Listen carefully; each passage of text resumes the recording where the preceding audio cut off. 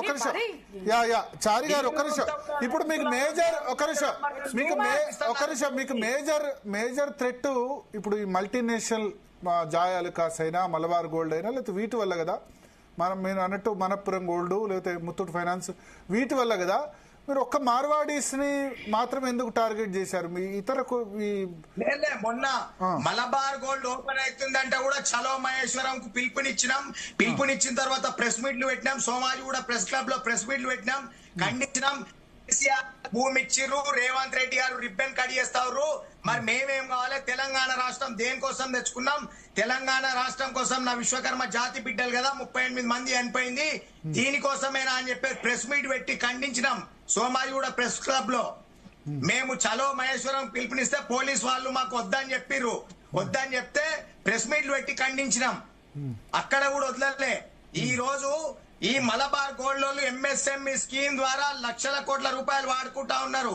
ఇప్పుడు voice clear ఉంది అనుకుంటే, ఇంతకు ముందు వీడియో ఉండి స్టక్ అయింది. 1 కోటి రూపాయల పెట్టుబడి మనం పెట్టుకుంటే దానికి 90 కోట్ల రూపాయలు ఎంఎస్ఎంఈలు ఇస్తారు. 20% మనం పెట్టుకుంటే 80% వాళ్ళు ఇస్తారు. మళ్ళీ తిరిగి కట్టవలసిన అవసరం లేదు. అవన్నీ పెద్ద పెద్ద సంస్థలే వాడుకుంటున్నాయి. మనలాంటి వాళ్ళ దగ్గర వరకు రాకుండా చూస్తా ఉన్నారు. అది మనం వాడుకోవాలి. చిన్న తరహా పరిశ్రమలు. ఒక్క విషయం ఎంఎస్ఎంఈలో 80% మనం కట్టక్కర్లేదు అనేది ఫాల్స్. ఎందుకంటే ఉమెన్ కి సంబంధించినంత వరకు 60% రాయితీ అనేది డెఫినెట్ గా 40% రాయితీ ఉంటుంది. 40% కట్టక్కర్లేదు. అది కూడా పూర్తిగా కట్టిన తర్వాత రిటర్న్ వస్తుంది. తర్వాత ఎస్సీ ఎస్టీ కమ్యూనిటీస్ కి మాత్రమే మీరు అనేటటువంటిది 80% కట్టాల్సిన అవసరము వాళ్ళకి మాత్రమే లేదు. ఇది ఎంఎస్ఎంఈ గుడ్డది చేలో పడ్డట్టు. ఇప్పుడు ఒకటి మీరు ఇవాళ చెప్పారు, తెలంగాణ బచావో అని ఆర్గనైజేషన్ స్థాపించాము. మొత్తం నార్త్ ఇండియన్స్ అన్నిటిని కూడా, not only Gujarat, Rajasthan, north Indians అందరు కూడా ఇక్కడ చేయనిమో వ్యాపారాలు ఏంటి కొత్తగా ఓపెన్ చేయొద్దా? ఎవరు?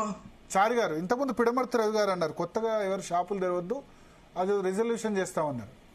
మండల కేంద్రాలలో గ్రామ స్థాయిలో ఉన్న వాళ్ళ పొట్టగొట్టకుండా హైదరాబాద్ లాంటి నగరంలో ఎన్ని షాపులైనా స్థాపించుకోవచ్చు, ఎంత మంది అయినా వచ్చి షాపులు పెట్టుకోవచ్చు. అదొక రాజధాని.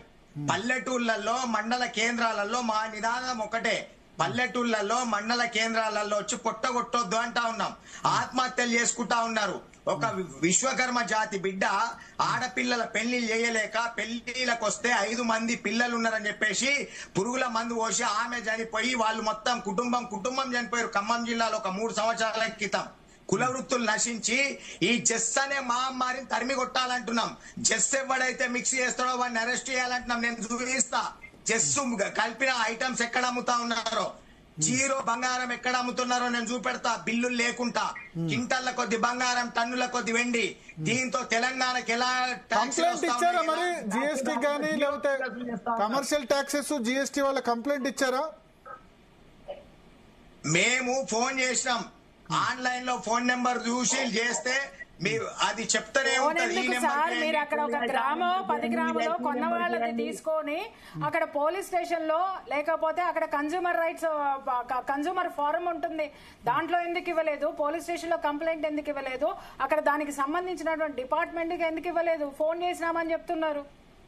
చేస్తాం తప్పకుండా చేస్తాం. ఇప్పుడు అట్లాంటి అన్ని చేస్తాం. భరత్ గౌడ్ గారు ఉన్నారా ఫోన్ లైన్? భరత్ గౌడ్ గారు, భరత్ గౌడ్ గారు ఏంటి మీ ఆర్గ్యుమెంట్ ఏంటి చెప్పండి సార్. ముఖ్యంగా ఈ తెలంగాణ చామ్ అనే గురించి మాట్లాడాలనుకుంటున్నా సార్. ఆయన ఇప్పుడు 1969 నుంచి ఎంతో మంది తెలంగాణ కోసం, తెలంగాణ రైతాంగ సాయుధ పోరాటం చేసిన వాళ్ళు ఉన్నారు.